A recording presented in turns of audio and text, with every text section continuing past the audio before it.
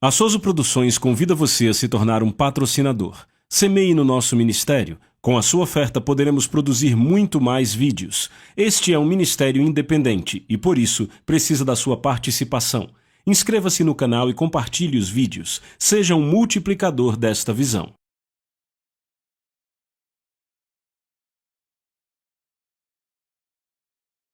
Os versículos usados nos vídeos que traduzimos nem sempre correspondem a versões em português. Muitas vezes precisamos traduzir do original em inglês para fazerem sentido no contexto do vídeo.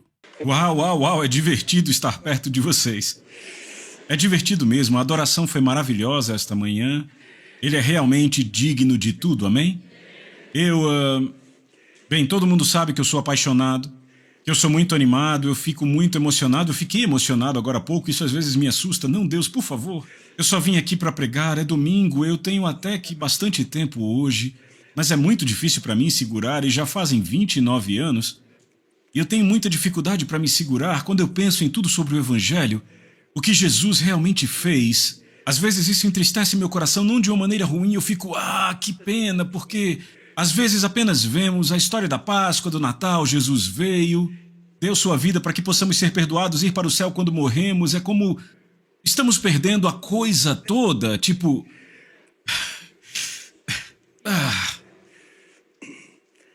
Eu fico fascinado porque não tem nada naquela Bíblia para o que ele me chama que ele não tenha vivido, passado e modelado. Para que eu vivesse? Como é possível fazer? Tipo, Deus não nos manda fazer um monte de coisa que ele não faz e não entende. Ele colocou a si mesmo no útero de uma mulher. Pense nisso comigo. E desacelere comigo só para você conseguir pensar bem nisso. Ele é aquele que existia desde o princípio, que fez todas as coisas, que nada do que foi feito sem ele. E ele era Deus, certo? E a palavra tornou-se carne e habitou entre nós. Então Jesus... ele sempre esteve lá com o Pai, certo? Agora o nome dele é sobre todo nome, ele é o Rei dos Reis, o Senhor dos Senhores. Esse Jesus de quem estamos falando, nada do que foi feito poderia ser feito com ele. Bem, para mim isso soa como uma pessoa importante. Ele faz o homem com intenção e com propósito. O propósito se perde por causa da decisão do homem de seguir Eva, de dar mais atenção à voz da sua esposa do que a de Deus. Você está comigo? O homem muda dramaticamente e Deus não muda. A única maneira de redimir essa coisa, Deus diz, tudo bem, eu fiz a minha imagem, a imagem se perdeu, Deus não pode se ver mais no homem agora, a não ser profeticamente, e o homem não parece mais de jeito nenhum com Deus. E aí Jesus vem.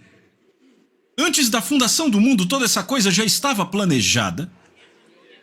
Deus diz, eu não vou apenas ordenar que ele expresse a minha imagem. Eu vou mostrar como que é feito no corpo de um homem. Eu vou mostrar a eles para o que foram criados, para o que foram chamados. Eu vou colocar o meu filho no corpo de um homem. Ele virá à semelhança da carne do pecado. Ele vai me manifestar a tal ponto de que quando virem a ele, verão a mim. E então ele os vai chamar para saírem dessa vida e dizer a eles, sigam-me. Ele fez muito mais do que fazer algo na cruz para que eu possa ser perdoado e que quando a campainha tocar, meu nome esteja escrito lá. Ele me trouxe de volta para o Pai, ele pôs a vida do Pai de volta dentro de mim, e tudo o que Deus é, através da pessoa do Espírito Santo, está disponível para a minha vida, à medida que eu me inclino e me rendo e entrego a Ele este lugar. Então agora eu sou capacitado, assim como foi planejado no princípio, para andar na luz, assim como Ele está na luz. Não é para estarmos em algo que se parece com a luz.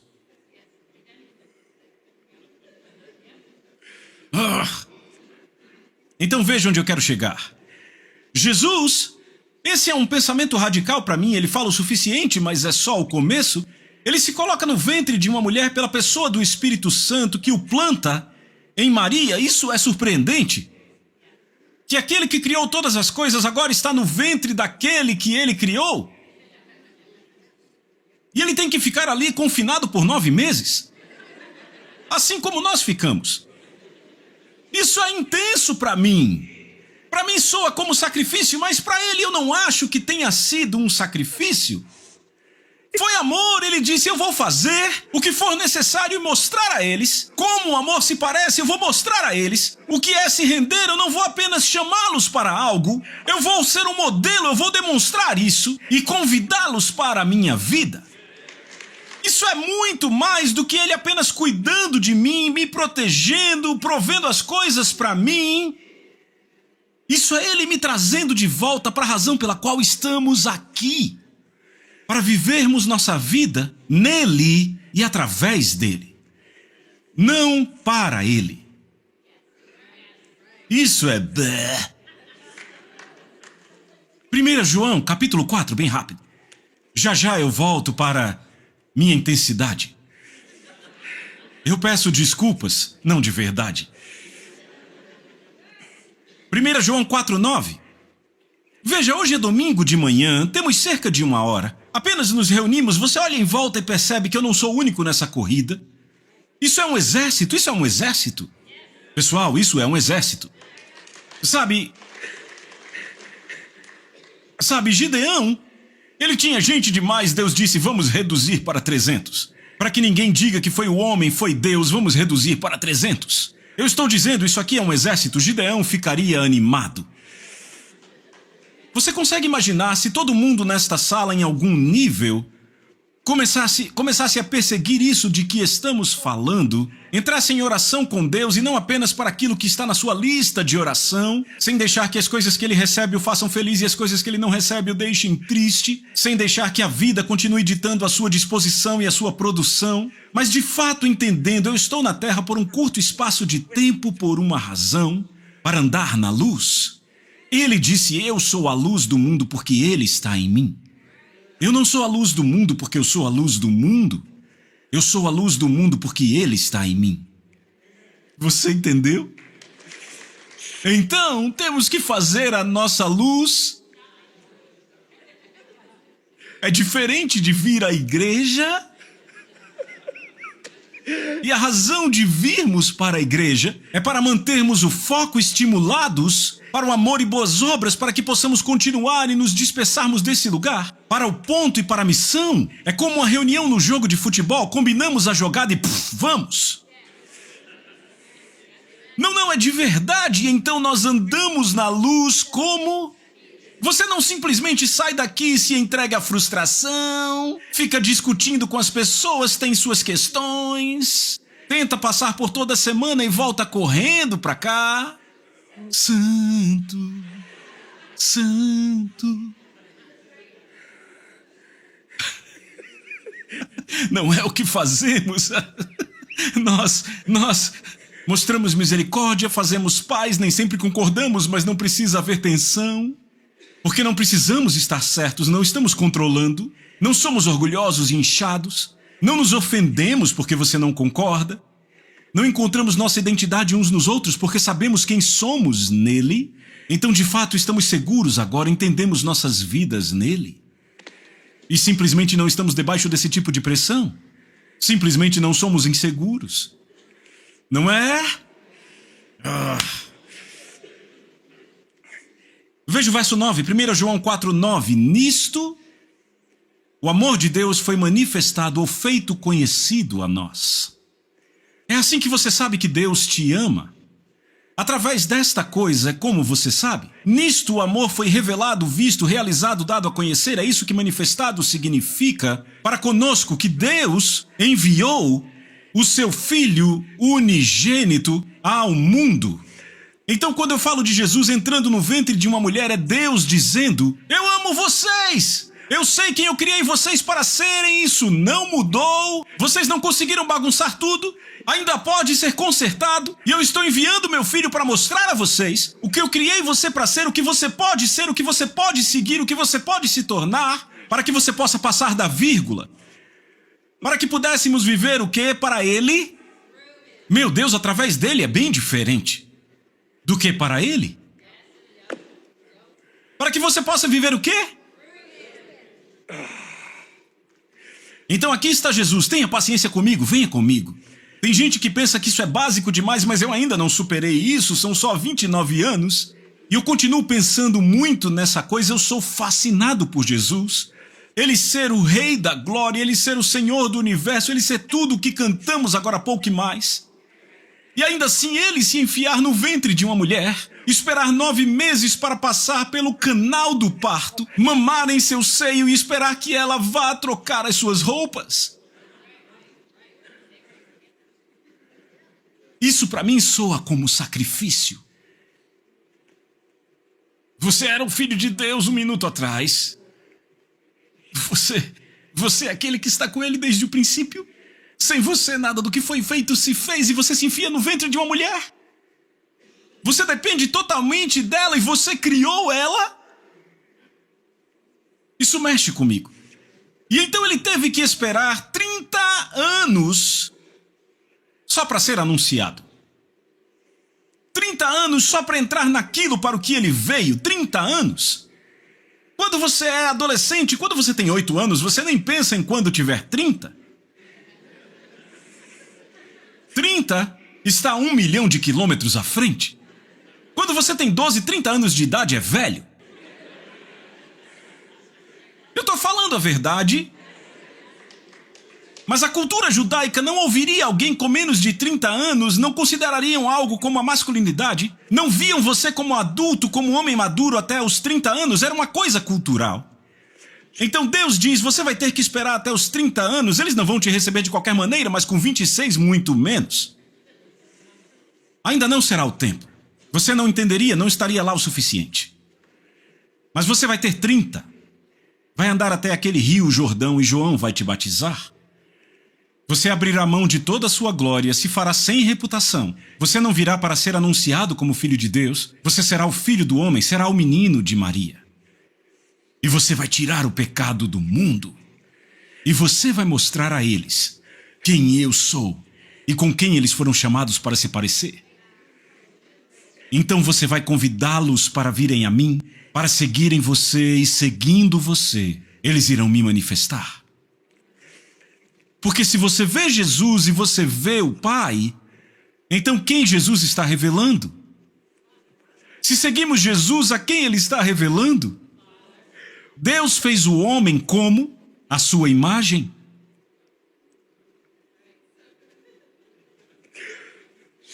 Então Deus coloca Jesus no corpo de uma pessoa e diz, este sou eu. A aparência é assim. Nenhum de vocês se parece, mas todos vocês podem parecer comigo. Não havia formosura para que nós o desejássemos. Isaías é muito claro. Ele não era bonito. Desculpe.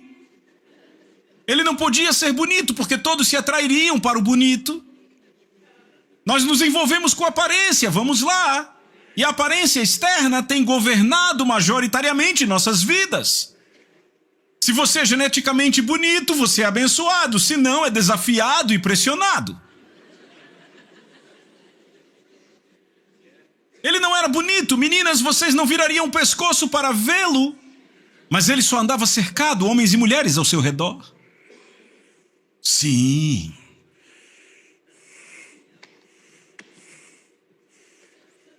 Não é maravilhoso? Não havia atração para a carne dele. A atração era por quem ele era. E quem ele era o Pai revelado no corpo de um homem. Vamos, pense nisso. Ele chega aos 30 anos, que ele está na terra e finalmente entra no ministério. Ele abre a sua boca e as pessoas se maravilham e ele lê o pergaminho. Isaías 61 lê o pergaminho. O Espírito do Senhor está sobre mim, ele me ungiu. E ele faz aquela declaração surpreendente. E as pessoas ficam.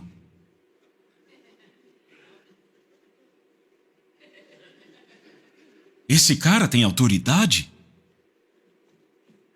Ninguém jamais falou assim. Ele fala um pouco mais. Ele está falando de nós? Eu acho que ele está falando da gente. Acho que a gente deve matá-lo. Empurrá-lo do penhasco. Primeiro dia da viagem, hein? Chega em casa depois da estreia como pregador. E aí, como foi, filho? Bem, eu acho que eu agitei alguns corações. Eu não sei em que direção. Mas por um momento eles estavam surpresos e depois queriam me empurrar do penhasco, aí eu tive que desaparecer. E essas são as pessoas que ele veio salvar. Ele não está frustrado, não os estereotipou, ele não está criticando eles, está chorando de compaixão, porque ele finalmente veio para os seus e eles não tinham nem pista de quem ele era. Porque a queda do homem perverteu os homens tanto que a verdade estava ali parada diante deles e eles não conseguiram vê-la.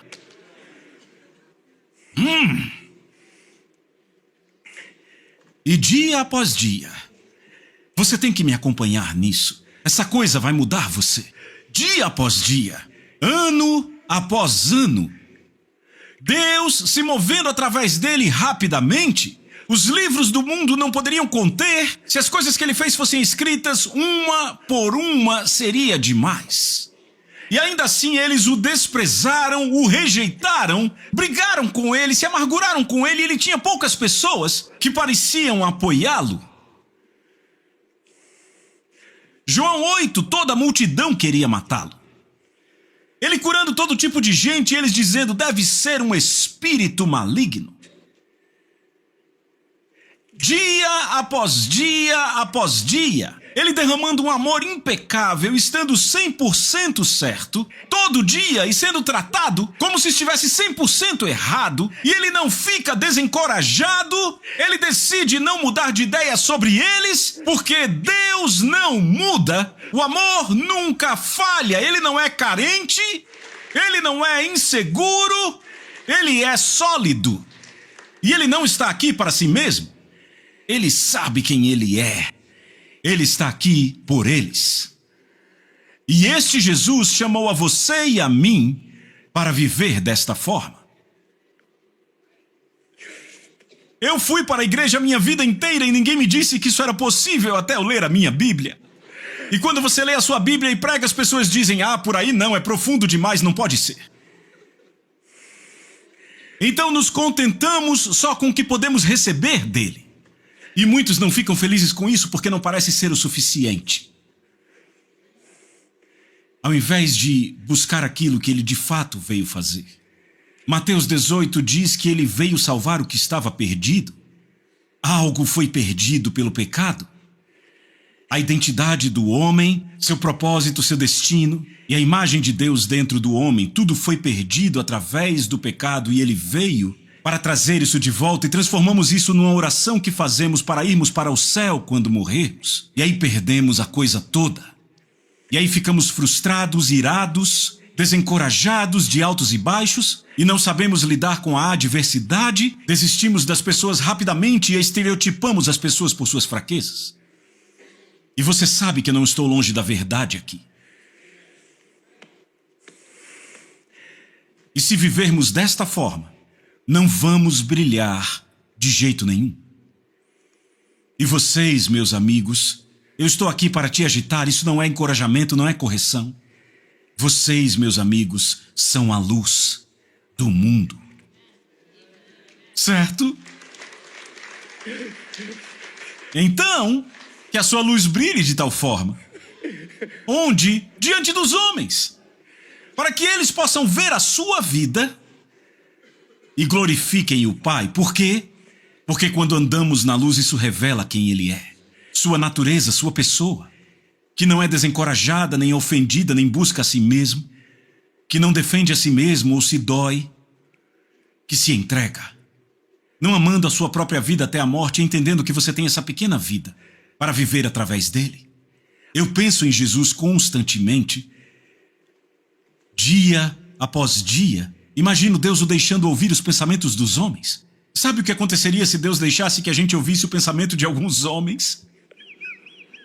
Alguns desmoronariam se ouvissem os pensamentos dos homens. Ele deixou que ele ouvisse o pensamento dos homens. Será que ele aguentou isso? Ele só respondia como Deus. O que é que Deus não sabe?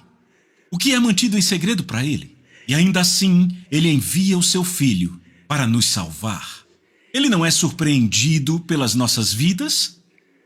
Ele apenas sabe para o que ele nos criou. E ele nos vê para esta verdade. E não é que o que fizemos, onde estivemos, está tudo bem. É só o fato de que não foi para isso que fomos criados. E o seu amor é tão poderoso, tão seguro e tão forte que ele está disposto a olhar e colocar isso de lado e não se lembrar mais disso, para te trazer a este lugar ao qual você sempre foi chamado para estar, como se você sempre tivesse estado lá. Tem gente que vê o jeito como eu sou e tem coisas a dizer. Tem gente que acha que precisa dar opinião o tempo inteiro sobre tudo. Ninguém é realmente assim o tempo todo. Ele é demais. Eu já recebi muitos comentários na minha vida. Mas o que eu estou te dizendo é o que há de errado comigo. Porque eu não tenho a capacidade de mudar a mente dele. E o amor dele nunca falhou. Então, quando eu vim para esta realidade, eu me vesti disso. E eu nunca mais tirei. E então, por 29 anos, eu tenho acordado todo dia, sabendo que eu sou dele, aceito, perdoado, limpo, recebido, que eu sou filho. Que não há possibilidade de culpa, condenação, vergonha, ainda que acontecesse um tropeção. Se você correr para ele, será amado por ele. Porque enquanto você ainda era pecador, ele enviou seu filho. E é melhor você crer que ele veio. E aí no final, seus homens estavam dormindo, não estavam batalhando, eles chorando e eles dormindo, Judas vendendo ele por quase nada, 30 miseráveis peças de prata pelo Filho de Deus. Isso é bem barato. Pedro nega ele, amaldiçoando, jurando que nunca o tinha visto antes, só para salvar a vida que ele disse que entregaria. É o caos. E o tempo todo, Jesus está inalterado, porque ele sabe o que ele está fazendo. Ele sabe por que está aqui, ele tem tanto valor em seu coração por cada um de nós, e não importa como o homem se pareça, ele sabe como ele pode parecer. E ele disse, eu vou pagar por isso. Não vamos reduzir isso a bênção, proteção, provisão, a viver de forma egocêntrica e ficar de altos e baixos. Vamos nos entregar. Vamos entregar tudo pelo que ele de fato veio fazer. Certo? E vamos dizer não às coisas mesquinhas. Como eu me sinto assim, isso machuca. Eles nunca deveriam, ou como eu poderia me sentir bem se eles fizeram isso. Isso tudo é um desperdício, porque nada disso nunca produziu vida para ninguém. O máximo que conseguiu foi fazer você se sentir bem ou se sair bem diante daquele com quem você quer se sair bem. E como isso transformou o mundo? Você só desperdiçou um tempo que você não tem, porque a nossa vida nem mesmo é nossa. Você foi comprado por um preço, e você não é de você mesmo.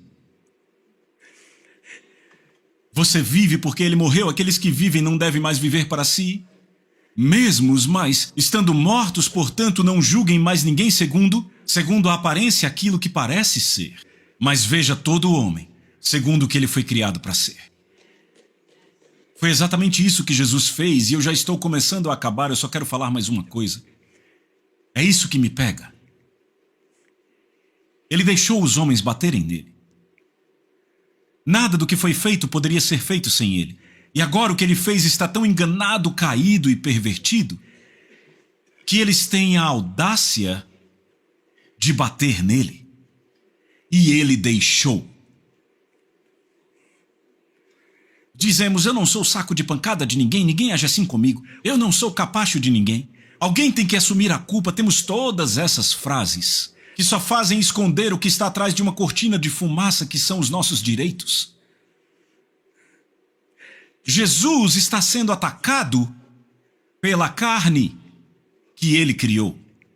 Ao ponto de que quando terminaram de bater nele, não dava mais nem para saber quem ele era. Bateram de verdade nele, então.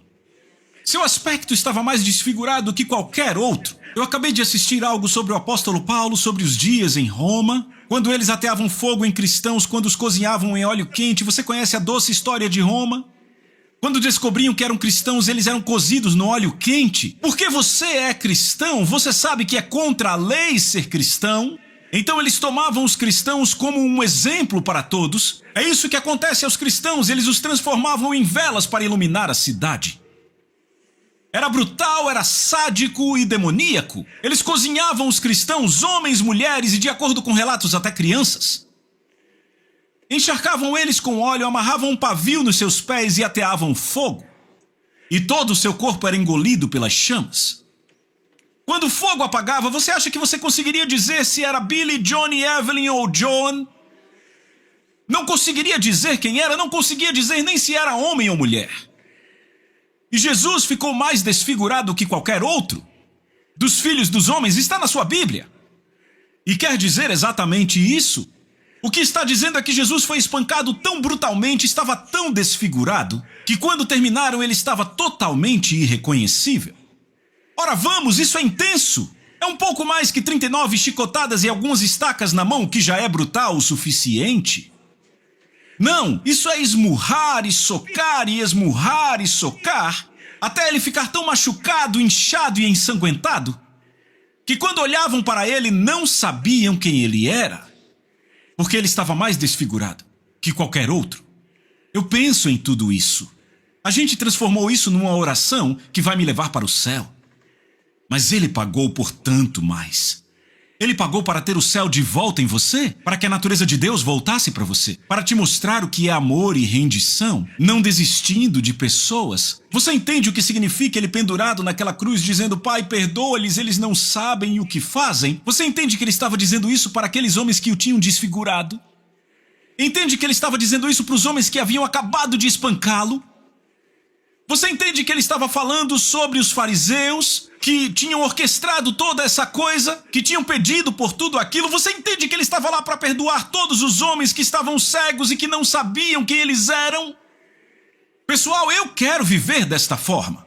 Eu não quero presumir que todo mundo é mau mesmo e vamos deixar do jeito que está cada um. Não, não, não. Não, perdoa-lhes, Pai. Se eles soubessem quem são, eles não estariam vivendo como estão vivendo. Isso funciona para mim. Ah, você não sabe o que eu estou passando. Talvez você devesse falar com Jesus. Porque eu não acho que você está passando nem perto do que ele passou em sua curta vida. Para permanecer totalmente justo, todo o tempo, pastor, sem se desviar nada dos seus motivos ou sua mensagem, totalmente impecável, à vista de Deus e dos homens, e ser tratado como se ele fosse um herege completo. E nunca perder o ritmo.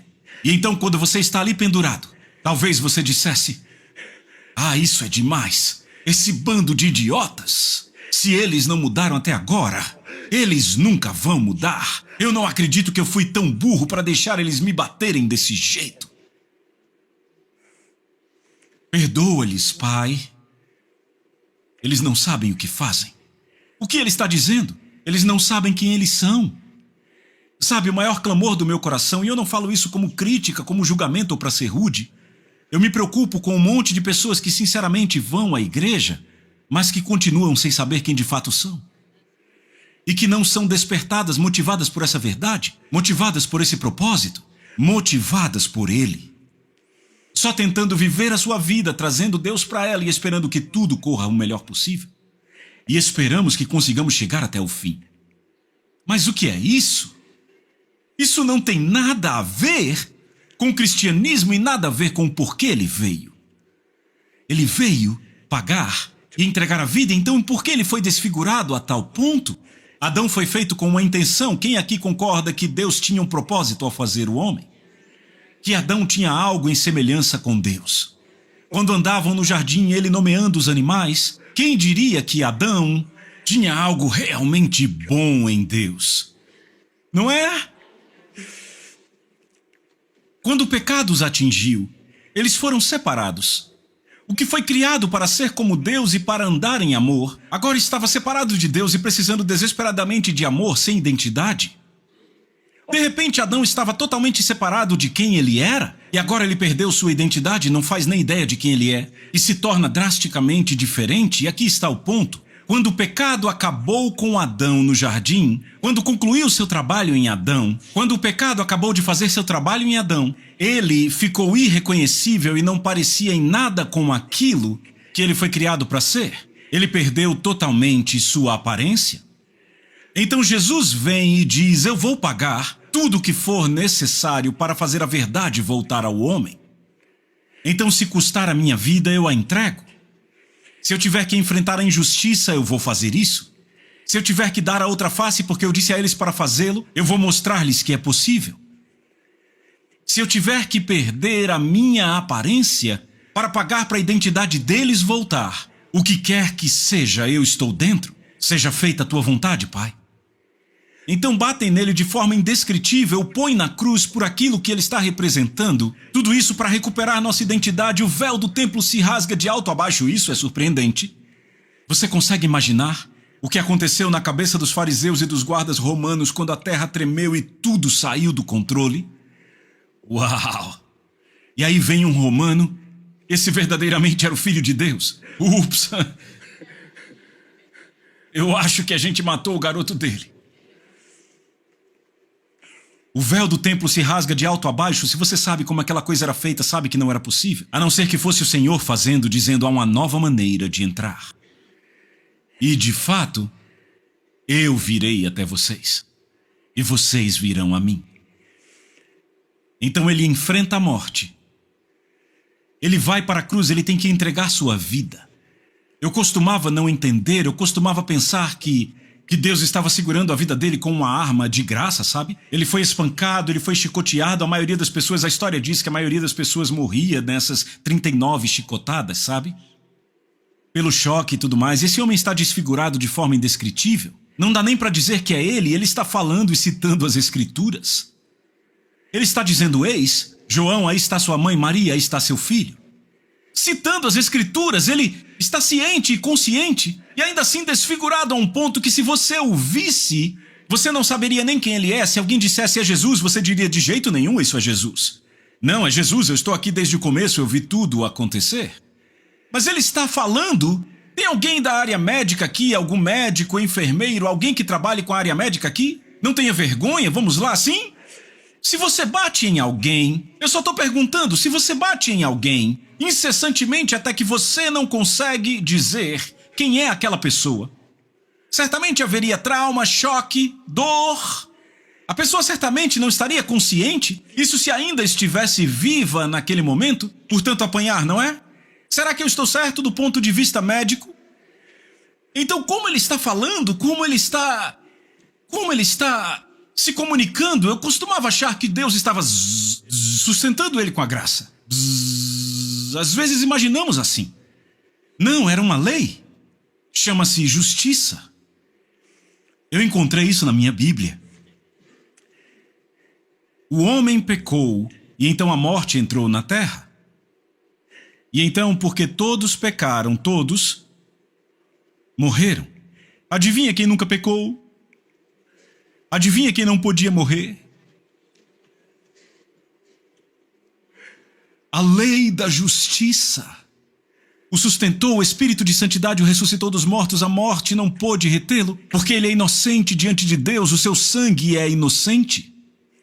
Satanás matou um homem inocente. Esse foi o grande problema para o diabo, porque agora quando ele leva seu sangue, é o sangue do Filho de Deus inocente, não sangue de boi ou de carneiro, é o sangue de um homem que nunca pecou. E ele coloca no propiciatório, no céu, a nosso favor, para nos limpar, para nos dar acesso a isso, para nos dar acesso à presença do Pai. E eu fico... e você acha que eu vou viver um minuto condenado, envergonhado, arrependido, olhando por trás do ombro? Não, meu amigo. Eu pus a minha mão no arado. E eu não vou olhar para trás. E tem uma coisa que eu faço para alcançar. Deixo o que fica para trás e prossigo para o que está diante de mim. Mas veja, o que eu estou falando aqui precisa de desejo, precisa que você queira, precisa de disciplina, diligência, convicção e perseverança. Temos que nos estimular no amor e nas boas obras. Não podemos ser apenas mundanos e falsos. Bem, não é tudo isso. Eu sei que ele fala muito assim, ele é bem intenso, mas não é para todo mundo. É para todo mundo, sim!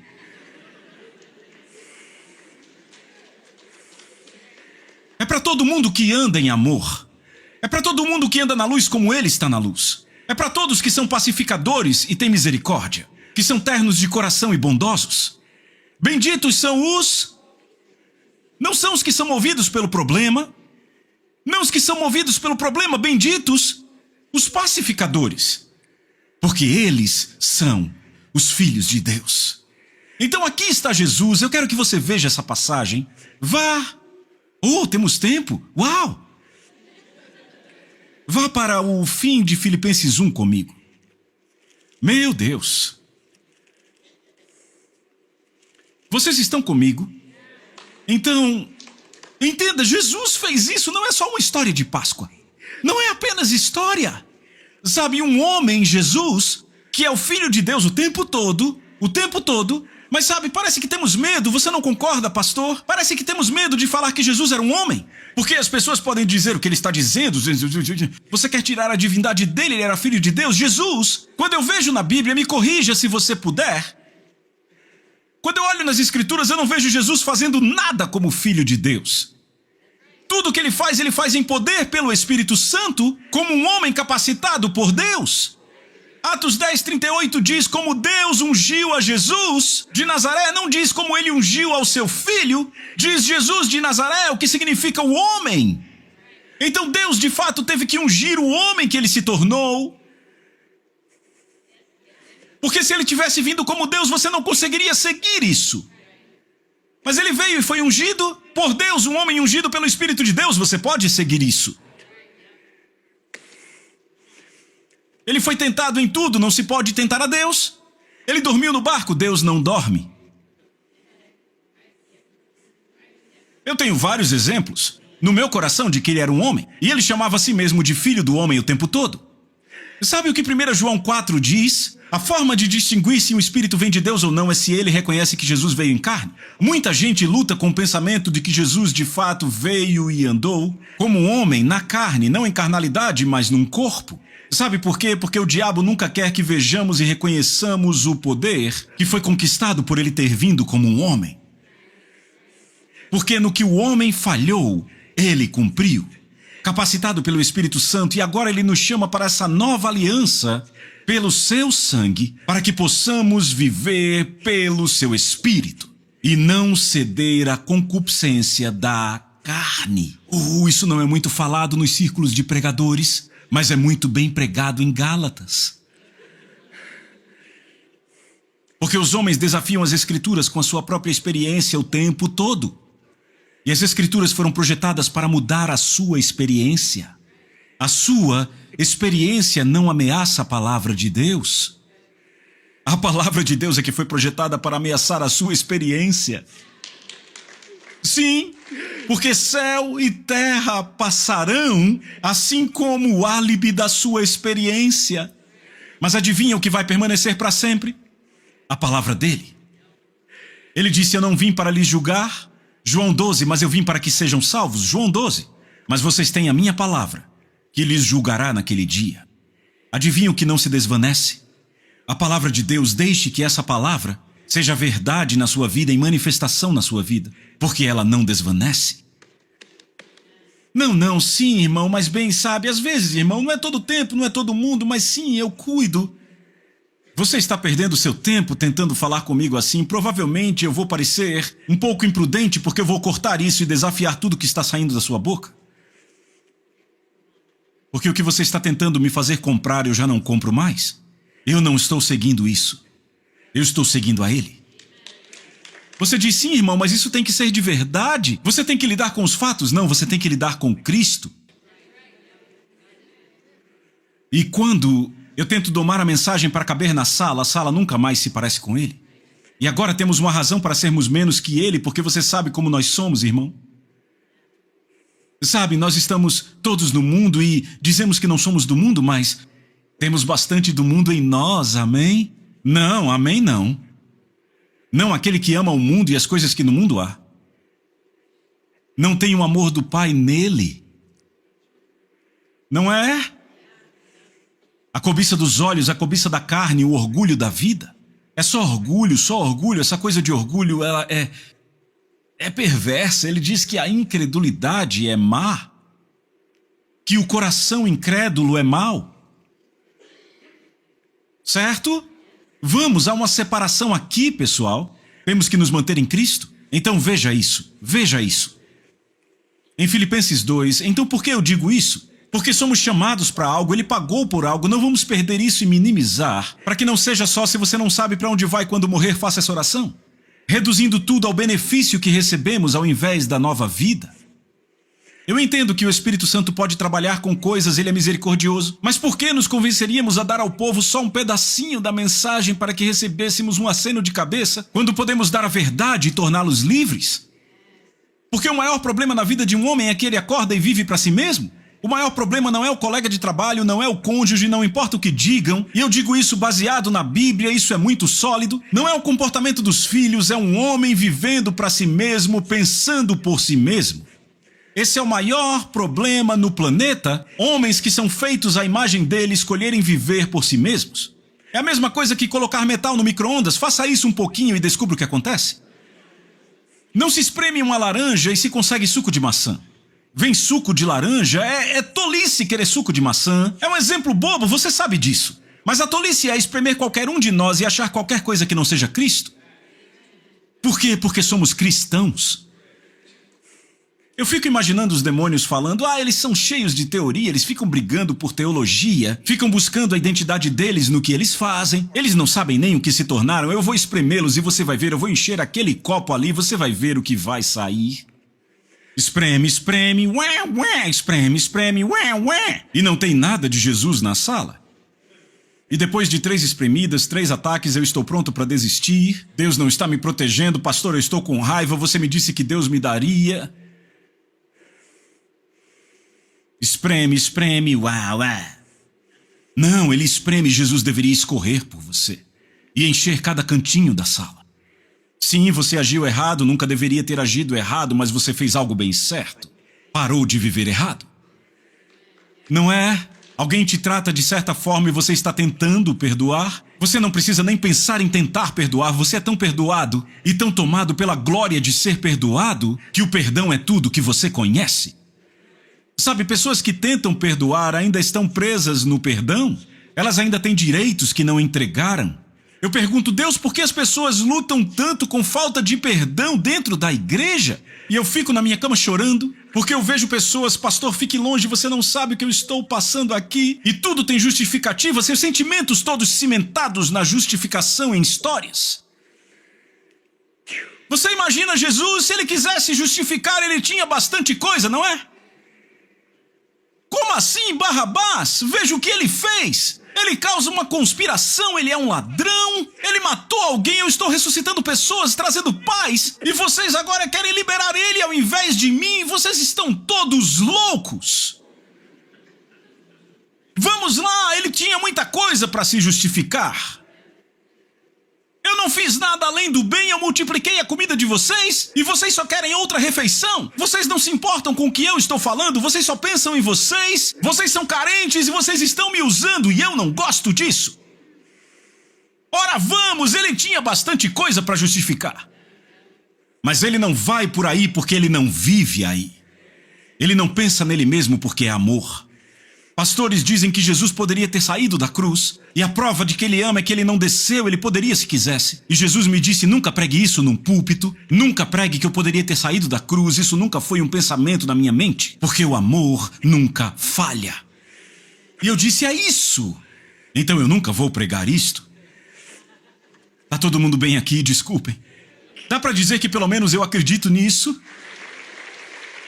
Esta coisa é pelo que vale a pena entregar a vida. Mas aqui está o paradoxo. Se você não acha que vale a pena dar a vida por isso, então você está travado em algum lugar no meio do caminho. E eu nunca vi pessoas brilharem, nunca vi pessoas florescerem, andarem na verdadeira liberdade se elas não entregam tudo. Eu vejo pessoas com altos e baixos, vejo pessoas destruídas por falta de conhecimento, mas podemos parar a destruição? Dizer, meu Deus, eu entendi pelo que ele pagou e ele provou que era vida. E não há nada naquele livro para o que ele me chamou que ele não tenha feito antes. Perfeitamente. Eu tenho um exemplo para seguir. Ele veio como um homem, vejam isso. Veja o verso 27 de Filipenses 1, porque estamos perto do fim aqui. Agora o tempo está começando a me assustar. Porque eu não estou dizendo isso da maneira errada, eu poderia pregar agora mesmo, do jeito que eu me sinto, eu poderia pregar por 3 horas sem respirar. Não, não, é sério, eu estou falando sério. Mas eu não posso, e eu não vou. Eu não vou, não chame a segurança, não me tire do púlpito.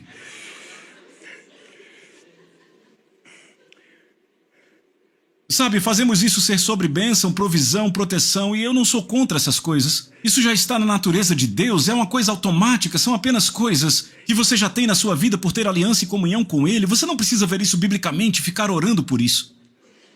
Quando Ele diz que o Senhor supre as necessidades, é amém aqui, não é uma vida de oração. É ok, que bom. Obrigado, Senhor. Obrigado porque eu sempre tenho o que preciso. A gente gasta muito tempo e gastamos muita energia em oração por bênçãos, e o nosso Deus é um Deus que já nos abençoa. Salmos diz isso. Eu não falo muito isso num púlpito como... Sim, oh meu Deus, essa vai ser a primeira vez que eu falo isso com a câmera ligada num púlpito. Mas está aí, eu não vou retroceder. Eu estou com medo, Senhor, mas... Faz 29 anos que eu sou salvo. E eu não tenho lembrança na minha vida de ter orado por bênçãos, proteção, provisão ou finanças na minha vida inteira como cristão. Nem lembrança de uma frase ou oração, por nada dessas coisas. Eu nunca sequer cheguei perto de me sentir condenado a ponto de pedir oração a alguém, nunca.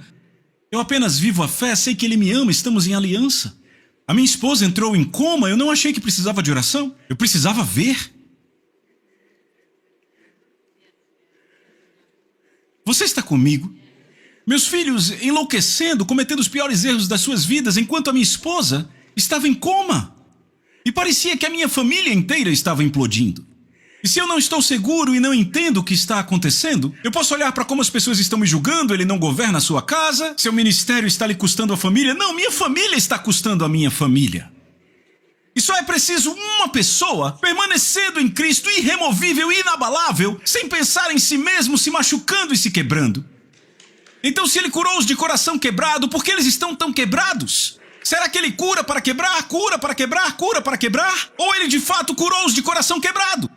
O que Ele faz é me mostrar por que eu nunca mais devo estar quebrado. Eu não preciso acordar e precisar da minha família, eu posso acordar e amar a minha família. Estar lá para a minha família, ainda que eles estejam a quilômetros de distância de estarem lá para mim.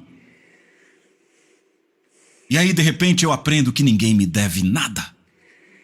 Então minha esposa estava lá, meus filhos aprontando, eu não sentia que eu precisava me ajoelhar, orar, interceder e chorar. Eu só precisei agradecer a Deus por Ele ser quem é, por sua graça ser suficiente em nossas vidas. E Pai, se eu não posso ter os meus filhos aqui, quero ter certeza de poder abraçar os seus. Isso funciona para mim porque o Senhor me disse, você não ouve isso muito sendo pregado na América, Ele disse, um dia eu sentei na cama e disse, Senhor, eu não consigo. Parece que eu não consigo nem abraçar meus filhos. Parecia que o que eu queria era deitar e pedir, você pode me abraçar, Senhor? Mas Ele me trata como um soldado. Assim que eu disse, eu não consigo abraçar meus filhos, Ele disse, então abrace o das outras pessoas. E não pense nem por um segundo que os filhos deles são menos importantes do que os seus, porque para mim todos são iguais. E nós queremos os nossos, porque queremos ter a nossa identidade com os nossos. Ao invés de termos identidade com Ele, isso nos torna vulneráveis para com os nossos. E chamamos isso de amor. Mas é muito mais necessidade do que é amor, porque isso muda nossa disposição, machuca nosso coração e desencoraja nossas vidas quando as coisas não vão bem com aqueles que são mais próximos. Certo? E aí você vai para o trabalho e todo mundo sabe, você vai para o shopping e todo mundo sabe, e aí de repente você não é mais luz. É por isso que eu sou tão intensamente apaixonado. Porque eu vivi num período de 8 anos, no qual parecia que eu era virtualmente o único que se importava com alguma coisa na minha família, mas eu sabia que eles estavam enganados. E eu não cedi. E agora estamos todos restaurados, tudo está maravilhoso. E eu não disse, eu vou seguir em frente, eu sei que as pessoas não mudam às vezes, irmão, você só tem uma vida para viver, Deus não espera que você fique aguentando tudo. E eu nem sei de onde as pessoas tiram esses conselhos, porque eu não os encontro no livro. Eu vejo ele não amou a sua própria vida até a morte e o amor nunca falha. Se te baterem na face, dê a outra face. Se tirarem a tua roupa, dê outra roupa. Se te fizerem andar uma milha, ande outra e mostre que você se importa. Eu não sei quanto a você, mas eu vou continuar a viver desse jeito. E isso me deixa feliz. Então, naquele período, eu abracei os filhos de todos. Ninguém nem fazia ideia, eu estava pronto para aconselhar todos os casais. Eu dava os conselhos e estava ali falando, sem trazer as minhas coisas, sem expor a minha família. Eu apenas entregava o que eu tinha e diziam, bem, pastor, você não entende, é mais intenso que isso. Eu não espero que você entenda. É que não é tão simples assim. Você não entende o que estamos passando e o que eles estavam passando era um tantinho assim. Da pressão que eu estava sofrendo. E eles não recebiam meu conselho porque pensavam, e eu ficava, oh meu Deus. Você não sabe o que eu estou passando? Toda vez que eu começava a dizer, talvez você precise esperar um pouco, escute, eu começava a dizer um pouquinho do que eu estava passando, aí eles abriam a guarda. Mas não é bem engraçado como eles não recebiam de mim porque eles acreditavam que eu não entendia, enquanto a verdade é transformadora, muda a vida, e normalmente não é aquilo que procuramos, porque só queremos que o problema vá embora, ou que a coisa mude ao ponto de começar a me beneficiar e não me custar. Certo? Então eles vão te amar, vão andar em amor. Isso normalmente não acontece em aconselhamentos. Não, eu preciso que o meu parceiro mude. Eu vou mudar meu emprego se isso não se resolver logo. Eu não sei mais o que fazer, eu tenho orado e Deus não muda meu chefe. Sabe, tem gente que pensa assim, oram por outro emprego porque não suportam o chefe. É por isso que a sua oração não é atendida, porque você vai para outro lugar e não será capaz de suportar alguém lá também. Isso é que precisa de conserto, é como um viciado que sai da cidade e se muda, vai morar do lado de um traficante na cidade nova. Não, você lida com um problema e não são as pessoas. Eu quero ler bem rápido. Que a sua conduta seja digna do Evangelho de Cristo, para que eu indo até aí para vê-los ou estando ausente, eu ouça a respeito de vocês que estão firmes. Ei, igreja, permaneçam firmes.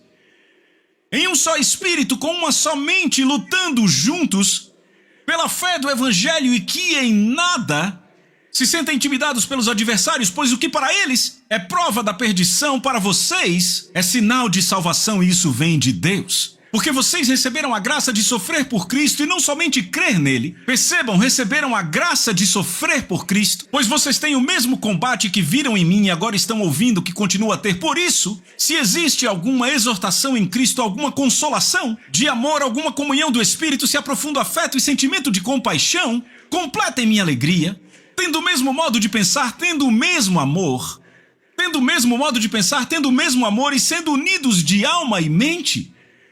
Não façam nada por interesse pessoal ou vaidade, mas por humildade, cada um considerando os outros superiores a si mesmo, não tendo em vista somente os seus próprios interesses, mas também os interesses dos outros.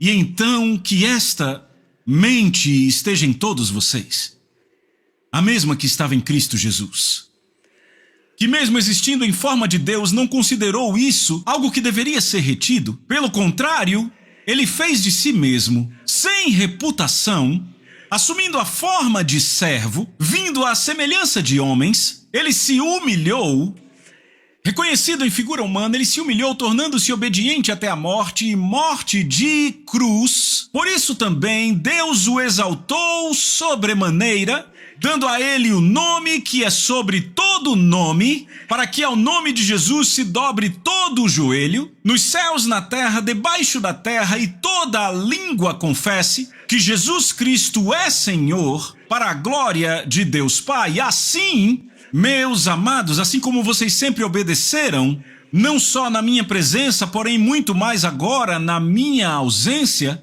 desenvolvam a sua própria salvação com reverência diante de Deus. Porque é Deus quem opera em vocês, tanto querer quanto realizar, segundo a sua boa vontade. Façam tudo sem murmurações, sem discussões, para que sejam irrepreensíveis e puros filhos de Deus, inculpáveis. Ele diz filhos de Deus inculpáveis, no meio de uma geração pervertida e corrupta, na qual vocês brilham como luz no mundo. Pessoal, isso é muito mais do que fazer uma oração e ir para o céu quando morrer. Pelo que diz, ele pagou por algo maravilhoso. Agora aqui está a questão. Eu só vim te animar para o amor e para as boas obras. Eu li as Escrituras. Eu citei várias passagens, te dei exemplos da vida de Jesus. Não posso te fazer amá-lo, não posso te fazer querê-lo, não posso te fazer se render ou segui-lo. Mas eu posso certamente declarar que você será uma carta viva e um exemplo de tudo que eu estou pregando. E eu te digo, vamos viver esse evangelho. Não pense de outra forma. É uma única visão que vai te levar à linha de chegada. É uma única visão. Lembre-se, difícil é o caminho. Difícil é o caminho, estreito é o caminho. E poucos são os que o encontram. O que quer que isso signifique, certifique-se de ser um dos poucos. E então renda-se completamente a isto. E viva através de Cristo. Amém? Amém. Deus abençoe. A Soso Produções convida você a se tornar um patrocinador. Semeie no nosso ministério. Com a sua oferta poderemos produzir muito mais vídeos. Este é um ministério independente e, por isso, precisa da sua participação. Inscreva-se no canal e compartilhe os vídeos. Seja um multiplicador desta visão.